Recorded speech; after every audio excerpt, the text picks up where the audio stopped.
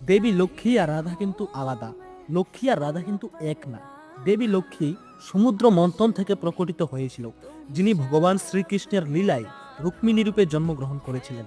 কিন্তু ভগবতী রাধা হচ্ছেন তিনি, যার উপাসনা স্বয়ং ভগবান শ্রীকৃষ্ণও করেন। ভগবান বারবার একটা কথা বলেন যে রাধা মেরি স্বামিনী, মে রাধা কো দাস। ভগবতী রাধা হচ্ছেন পরম ব্রহ্ম পরমাত্মা, যার হিরণ্য গর্ভ থেকে এই সমগ্র সৃষ্টি প্রকটিত হয়েছে, যার ঊর্জা থেকে ব্রহ্মা বিষ্ণু মহেশ্বরের জন্ম হয়েছে, যার থেকে সমস্ত দেবী দেবতারা প্রকটিত হয়েছে।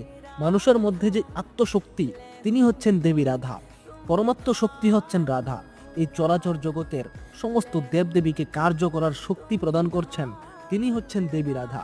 কৃষ্ণকে কংস বধ করার শক্তি যিনি দিয়েছেন, তিনি হচ্ছেন রাধা। রামকে রাবণ বধ করার শক্তি দিচ্ছেন রাধা। ভগবান শ্রীকৃষ্ণকে গীতা দান করার শক্তি দিয়েছেন রাধা।